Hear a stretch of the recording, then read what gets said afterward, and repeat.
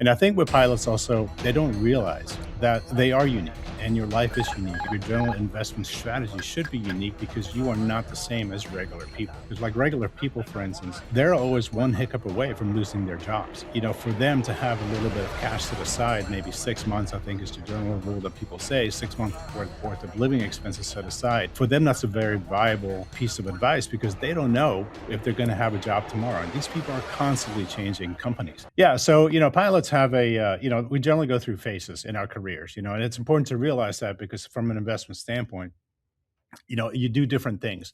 And when you're young in your career, where you're just getting started, you're 25, if you got a perfect career, you may be 30 when you get started. That's kind of when you start, you're try to get your life together. You move to a base, you're trying to figure out what you're going to do in the long term based on whatever airline it is that you're flying. And then when you enter the next phase in your career, which generally starts, between 35 to 45, you generally, most pilots start having kids, and college planning, and life starts getting a little bit more complicated. But you also have a little bit of seniority. You're making a little bit more money. You're usually in a 5 6 year pay range, and whatever the pay scales happen to be at the airline. And then you have your last phase of your career, which is generally 50-ish to 65. And that's when your kids are kind of grown, things are starting to get a little more stabilized, but you have to start preparing for retirement. And as you well know, pilots, the retirement age comes a lot quicker than you think. And that's really usually when you're making the most money. And that's where investments really start picking up, and the account values really start picking up because if you're doing it properly, you're front loading all your 401ks, and you doing all these things because you have the disposable income to be able to do that, as opposed to having these expenses with the kids and having a hectic life. So there's definitely phases that you go through, and it's important to realize which one that you're at, and depending on how you have to view what it is that you need to do and what you're trying to accomplish for whatever stage in life or whatever thing it is that you're trying to do. Does that make sense? Yeah, totally. I think when I think about those phases, 'cause I'm definitely in that middle phase now, like happening. The early phase of my young phase of my career is well since past. I'm in that middle phase and I'm moving rapidly towards that end phase. It's funny, people say things kind of accelerate as you get older because it's less, each year is less of a giant chunk of your life as you move. Yeah. One of the things that I look back on and realize that I got lucky with is because I was a military guy, I put money in the TSP from day one. So, Right. well, completely luck. I did not plan that. It was just, I was lucky to do it. But I realized that throughout my career, I probably had blind spots and I didn't audit them correctly. I didn't have somebody to help me audit them. And I definitely didn't know how to do it myself. So if there was like one thing that pilots don't know that they're screwing up, you talk to let's say you're talking to young Adam or young Alex, there's one thing that you were screwing up that you didn't know that you were screwing up at the time. What would that be for each one of those phases, specifically that young phase? Learn, I'm gonna this is something that I use all the time, and pilots get it when I say this. Basically, just put the gear and the flaps up. You have to, you know regardless if you're young in your career or you're older in your career. Again, if we're talking about military pilots later in the career, airline pilots, you're making money. And what a lot of pilots are lacking in terms of the efficiency of their portfolios is they don't know exactly what they're in, how they're being invested, and more importantly, what the fees are. And this is what I always say to the pilots. Especially the major carriers, your benefit plan is amazing. It's nothing like anything in the world. You guys literally enjoy benefit packages that most people can't even understand. So it's kind of like flying the 787 of the fleet, right? It's a highly efficient machine, can go nice and far. Cabin pressure is nice and low. But imagine you're flying that thing, you never put the gear and the flaps up. You're never going to be able to make that thing do what it's supposed to and designed to do. So basically, put the gear and the flaps on your portfolio, get rid of the fees, start investing in the right types of investments. Don't buy products, all those kinds of things. So for pilots, I would say just put the gear and the flaps up, make your investments efficient, make them purposeful, have a destination that you want to go to, and that's probably going to be the most effective thing that you can do for yourself, because now your investments and your benefit package, which are usually are amazing, they can actually do what they're designed to do, and you're not holding them back. because of extra fees and inefficient investment and investments potentially that you may not need, for what you're trying to do. So, that's one of the first things that we try to do when a new pilot comes to us. That's what we clean up first before we even talk about investments. We basically clean up the mess, and if there is one, and you start from scratch, and you build something meaningful and purposeful along the way, and eventually you have a good investment strategy, and now you're actually firing on all cylinders, and you're taking advantage of what's being offered to you. I love dra deletion of drag. I love it. Whether I'm flying or doing something at home, it's kind of Yeah, the name of the game. put Organizing the a gear in the lot. flap side. Yeah, just clean that stuff up because it just feels better too on top of it all, Yeah. and you'll be surprised at how much more performance you get in the long run. Yeah, Whether that's and so you'd be surprised also how simple it is to do that. It's not difficult to do. You don't have to necessarily buy products, or you don't have to, buy into sales pitches. It's actually very easy to accomplish that. It's just a matter of just willing to go through the process and just kind of be open minded. It's like, hey, I know you've had this mutual fund for 10 years and you have an emotional attachment to it, but it's costing you 2% a year to hold it. Do you really want to do that with 500 grand? yeah. So it's surprisingly easy to do, and I would say that's probably my best advice that I can give somebody is, number one, have the proper perspective on what you're trying to accomplish, and whatever you're trying to accomplish, doing it in the most effective and efficient way. So, I'm not here to give tax, legal, or financial advice of any Sure. kind. If you want it personally and tailored to you, you contact Alex at Aviation Retirement Strategies, and they will figure it out for you and help you along this path to get that destination. And but that disclaimer counts for all this. So what we're going to do here is use me as the example to Yeah. talk. I have questions directed for Alex. These are going to be rapid fire. So we're gonna ping these off of them to get an idea of what I can do to best maximize my 2025 leading into 2026. So the first thing is um, a strategy for, and when you kind of touched on this moments ago, but that pre-tax versus Roth for 2025, while I still have that opportunity Yeah. into the new year. Best take for me to hammer this out. Well, it depends on how much you're making, what tax bracket you're in. So usually, if you're later in your career, you're kind of mid-career. You're starting to get into more the later career, fairly soon. But it really depends on what you're making. It depends on your tax bracket. Uh, Roth IRAs are great because the idea is that you don't pay taxes on it today. I'm sorry, you pay taxes today, and you don't pay taxes in retirement if you meet certain conditions, and that's all great. And if you're in a lower tax bracket today, Roth IRAs are an amazing tool to stash money away to have some control in retirement in terms of the taxes that you pay. But if you're making a ton of money, four or $500,000 a year, and you're in a 40% tax bracket, there's it's kind of like the lift to drag ratio curve. There comes a point in time where it doesn't become effective to prepay your taxes today, um, at such a high rate, just to save a little bit in retirement when you're probably not going to be in the same tax rate as you were when you were working. So later in career, absolutely do a Roth. And if you can, I'm sorry, do pre-tax, but in the beginning of your career where you're not making as much money, absolutely do a Roth. Prepay the taxes when you're at a low tax rate, and you'll have time also to recover from that hit that you had to take by paying the taxes to begin with versus pre-tax money. Okay, that's audit one. I'm going to go back in time and tell myself that. I don't even think the TSP had that option at the time, but if it did, Pro- yeah, yeah, I would have. probably did not. No. No, and I did do a little bit of Roth IRA savings, and it benefited me greatly later in life. Yeah. I've been able to go reallocate some of that stuff into different avenues that I wouldn't have had an opportunity to do all after tax, Yeah. post tax stuff. So it was good. Again, accidental. I'm glad I'm doing this now, as opposed to in 10 years from now, which it would have been a real mess. Okay, the second thing I wanted to ask about, this is not a sexy question. Um, to some, to me, it is, but let's talk about allocation and rebalancing what I've already got.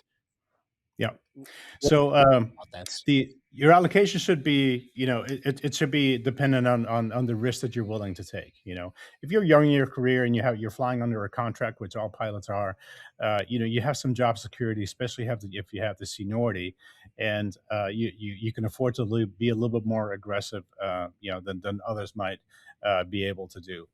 So allocations, if at any point in time in your career, I think up until about age 55, you can afford to be fairly aggressive. And I'm not saying go buy a crazy portfolio, but you can be fairly aggressive. And maintaining the idea that you probably will not lose your job, especially if you have the seniority, so you don't have to worry about the income stopping to come in. And then as far in terms of rebalancing, what we do here, rebalancing is supposed to be on a schedule. You do it every year, every 6 months, every quarter, whatever your person is trying to do. Over here, we tend to do it on a more of a basis of as needed, depending on what the markets are doing. Like for instance, we own certain things in our portfolios that we really don't want to sell because we see the future potential of these investments. So we would hate to shave something off of the top just to fill something else up and then forego potential long-term growth in those particular areas. So we rebalance as needed, but on a very customized, specific portfolio basis. Not in general. We don't just hit a button and everybody gets rebalanced at the end of the year.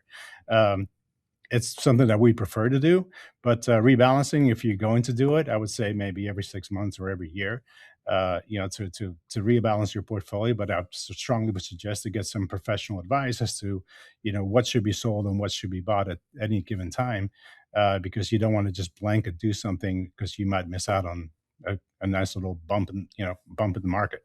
Sounds to me like, some Warren Buffett stays in there, just buy it, hold it, sit on it for a long time, and then take a look It's hard. now and again, but don't you don't need to constantly be moving.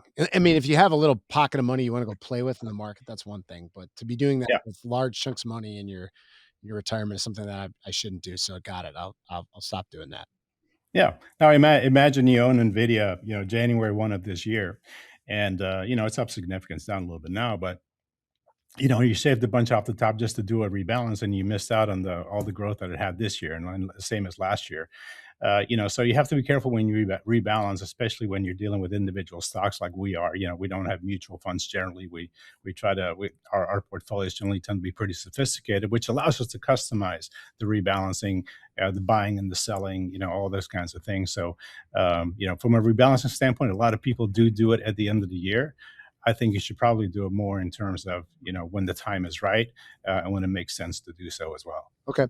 It's good stuff to know. I we'll definitely be talking about that again in the near future. Another thing for me and for others, kind of the last piece of this puzzle, I guess if you want to call it that, is my risk and the runway and the alignment with the alignment with the runway on my Mhm. risk tolerance and what I should have for an emergency fund, the kind of protections I should have in place for me and my family. I mean, I know I have some of that in prospectively done, and then just what kind of cash should I have on hand, vice what I should have put away in the market should there's the Dave Ramsey $1,000 emergency fund, then grow it to 6 months. But I think Yeah. is that's for the people who have no financial discipline. I think that's a good start. But once you have that financial discipline muscle exercise and exercise pretty well, you can get a little more sophisticated with this kind of stuff and make your money Mhm. work for you a little bit better. Have kind of your own little fleet of airplanes going to do your bidding instead of you flying the airplane all the time. So for me, what should I be looking at going forward into the next into this new year? Well, it's funny you mentioned Dave Ramsey. Dave Ramsey's of the world. I love the guy. I think he's great. I don't particularly necessarily like his financial advice because you can give financial advice to 340 million Americans at the same time. Everybody's different. And I think with pilots also, they don't realize that they are unique and your life is unique and your general investment strategy should be unique because you are not the same as regular people. And I don't mean that as a joke. I mean, you literally are not. Because, like regular people, for instance, we're in Houston. This is North. We're at the Intercontinental Airport here in Houston. There's a lot of oil people here, and these people make a lot of money. But they're always one hiccup away from losing their jobs. So, for them to have a little bit of cash to the side, maybe 6 months, I think is the general rule that people say, 6 months worth of living expenses set aside. For them, that's a very viable piece of advice because they don't know if they're going to have a job tomorrow. And these people are constantly changing careers, or rather, at least companies. Whereas pilots, we have seniority protection. We're working under a contract. We know what we're going to be making because it's a contractual thing. There's a 12-year schedule, right? 12 years max pay. And so, if you say, how much money should I have on hand for an emergency?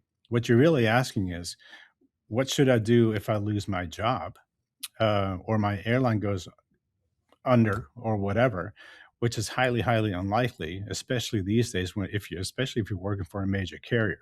So having emergency cash on hand, it assumes that you are not going to be having any more income. And that's so unlikely for a pilot, especially at a major airline. So you have to look at it a little bit different.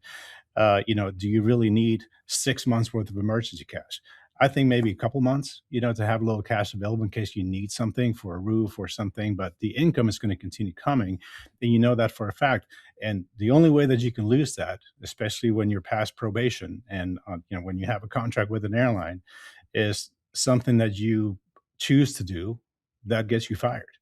Other than that, the income is pretty predictable. So, as far as having cash on hand, whatever you think you might need in case of a rainy day, but it's not like, hey, I'm going to lose my job all of a sudden. This is what I have to live off. So pilots, it's a little different of a mentality, different perspective that you should have because of the reality of your job, which is a great benefit that most people just don't even understand and certainly do not enjoy.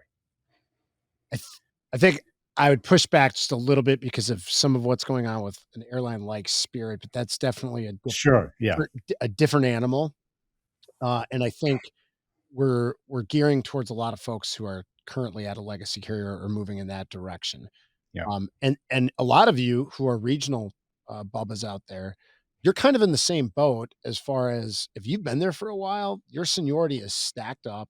Yeah. You're moving in the right direction. That is a place to okay, when you have and for me, it's always been what I've been comfortable with. When I get comfortable and I'm like, "Okay, I'm good now." Yeah. And that's different for everybody. So, for me, that's always been the case, but I do see your frame of reference. If you're a 15-year person at American and you're holding $500,000 in cash because of, well, what if I'm out of work for 2 years? Yeah. Is that a realistic response? And on top of that, if you're, living so far beyond your means that you have to have $500,000, in case you took a giant salary hit, then maybe you have to look at a couple other things, that are Yeah. more interpersonal. But I Yeah. digress. I think those are all, legitimate ways for me to look at it as well, because sometimes I can get a little bit too cash heavy on spots. Yeah. Um, Sometimes it's for opportunities that I know are coming up in my life, but the reality is like when the rainy day hits, there's other avenues that I have, and that you can get so specific on how to do that stuff. Yeah. And being in the real estate game, I kind of know some of that. Sure. But I will say, try not to take investment advice from pilots who have not studied a different avenue of this directly, because it's not a good idea. Yeah.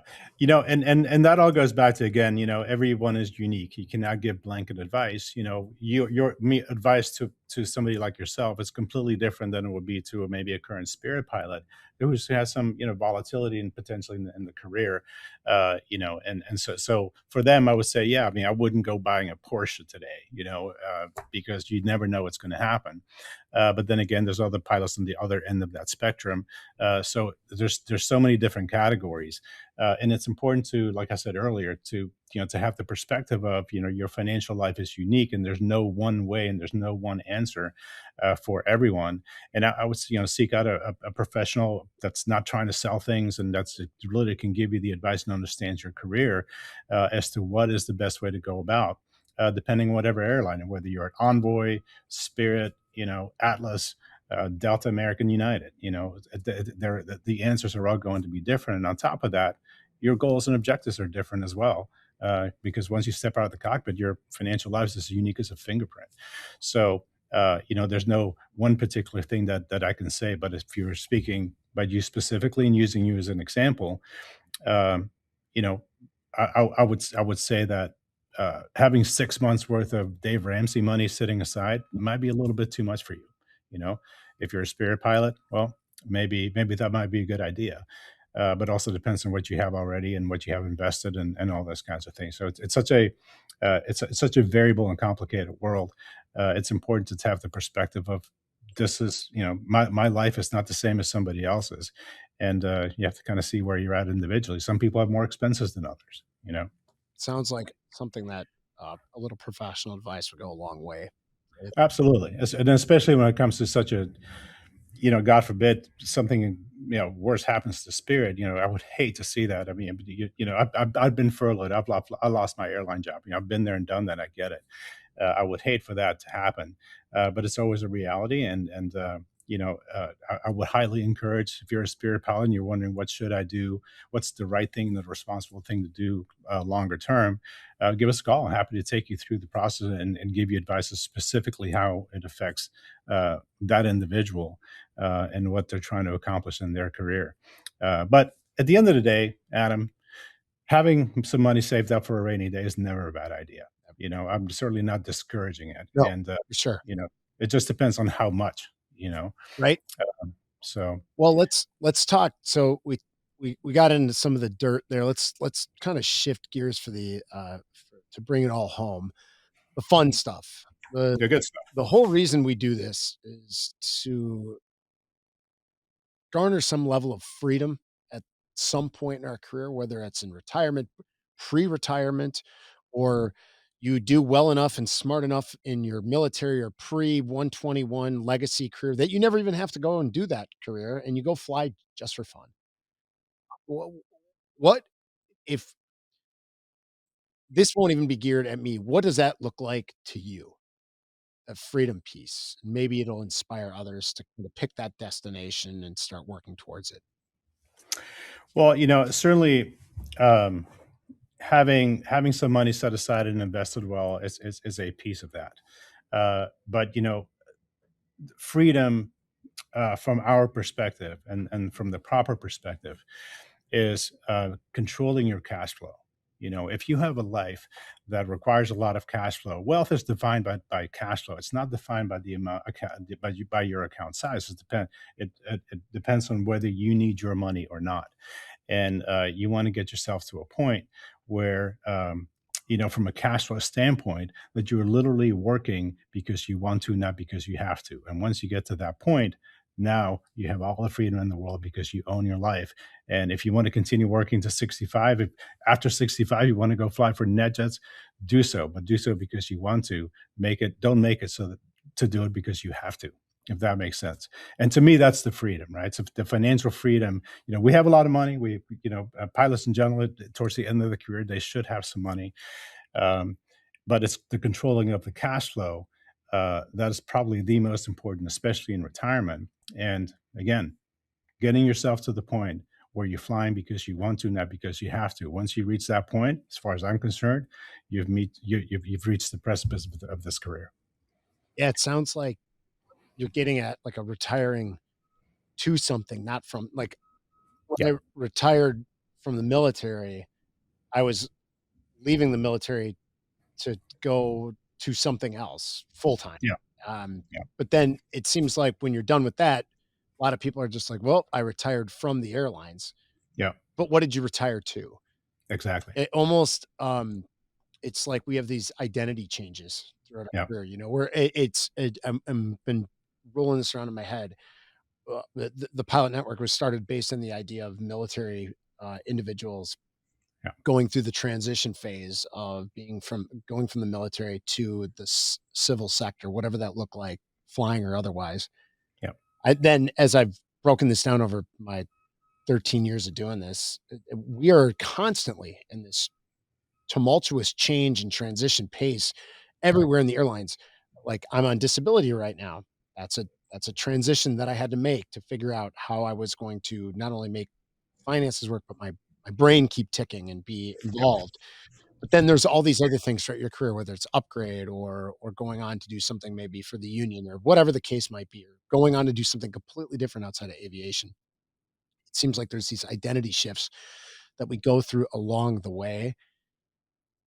And I want to know that I guess if it's the last like piece, the let's call it the 2026 freedom movement, how can we build this flexibility for these identity shifting phases of our career into our own personal strategies? So take away like the okay, you gotta make sure you put this X percentage in here and do that, but like this kind of general 35,000-foot view of taking that flexibility into our strategy to cover these identity shifts and put us on the road to that destination or that flight path to the destination that we so want to have in our not only financial but our entire life. Yeah. I mean, going back to what I said earlier, the one thing is controlling your cash flow. That's extremely important in making any kind of transition where you're not bogged down by having to pay expenses that you all of a sudden maybe not now necessarily can't afford or necessarily are not conducive to long term financial success. But also, a lot of mistakes that we see with the many people that we work with is pilots tend to sometimes forego liquidity in their investments for a certain return. And I think that's probably the kiss of death for a lot of potential opportunities that could be out there. We firmly believe here that your entire portfolio at any point in time should be able to be liquidated within a couple of days. They should never be locked up, unless, of course, you're at a certain point where you're doing like I know that you do a lot of real estate, and that we call that alternative investments. I'm not talking about that. I'm talking about the core portfolios where you have to have liquidity, so that you can move and adapt to your constantly changing life because your life is going to change in a way that you can't possibly predict today. It could be good or bad. You always have to assume the bad, and you just like when you're flying, you always have an exit strategy. You're flying through a line of thunderstorms. You always have to have a way out. And your portfolio should be no different. So having that liquidity, I think, is vital to be able to constantly adapt to your ever changing life. And again, it's going to change in ways that you can't possibly predict. But hopefully it's not in a bad way. But you have to assume that at some point it's going to be. So controlling your cash flow, having the flexibility in your investment portfolio, and hopefully get to your portfolio if you want to lock up money like you're doing with real estate. I mean, I do it as well. That comes later, but with the core portfolios, having that liquidity and that freedom to be able to shift if you need to, it's vital to the success of your financial life long term.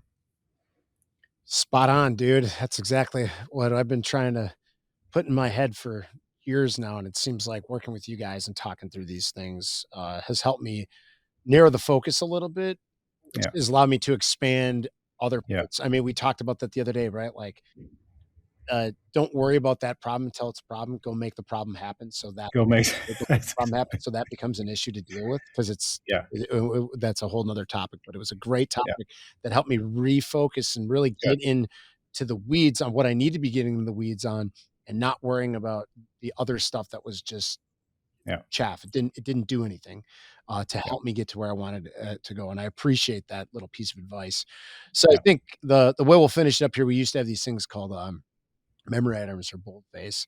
Kind of drop that a little bit here and there now and again. But if there's one financial habit, and you've already meant, I know what you're going to say, so I'm pretty sure I know what you're going to say. But if there's one financial habit that every pilot could kind of chuck into their flight kit so they can pull it out whenever and remember, what would you say that should be to them? To figure out who you are in the financial world, to have a destination. You know, you don't fly an airplane just to go fly around in the pattern. You have to have somewhere to go. Your portfolio is no different in understanding what stage that you're at. Retirement is not a destination.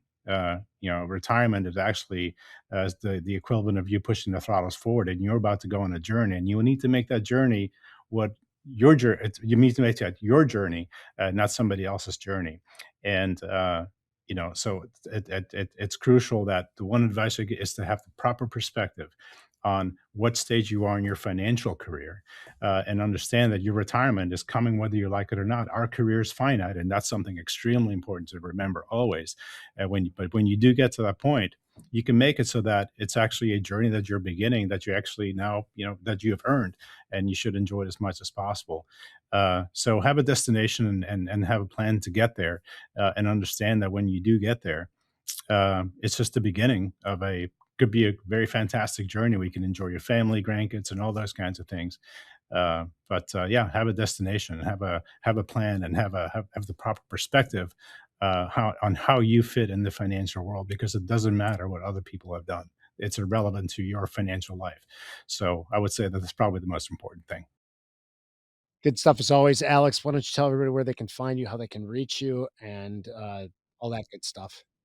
Yeah, so we're pilotmoney.com. It's very easy to find us, in terms of, when you type up our website, it's very easy to understand what we do.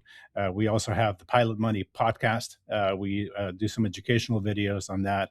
Our phone number here in Houston is 281 We are literally on the airport property at the Houston Intercontinental Airport. And so very convenient if you want to fly in. So pilotmoney.com. And of course, my personal email is tapia @pilotmoney.com. Send me an email, give me a call. We're always available, and actually never will not be. Love it. Thanks again, Alex, for joining us, the Pilot Network podcast. Thanks for everything that you've done for me personally. I am a client of Rest, and I will not be going back anytime soon. I've gotten more advice in the last year that I've needed and has helped me than I've gotten in the 20 years prior in my experience as a professional aviator. And if you need any other help or you have any comments, concerns, complaints, critiques, or otherwise about the show, the Pilot Network in general, or you just want us to talk about something that's important to you, hit us up at heyguys@thepilotnetwork.com. It's always open 24/7. And don't forget, keep that shiny side up and the greasy side down. Fly safe, everybody.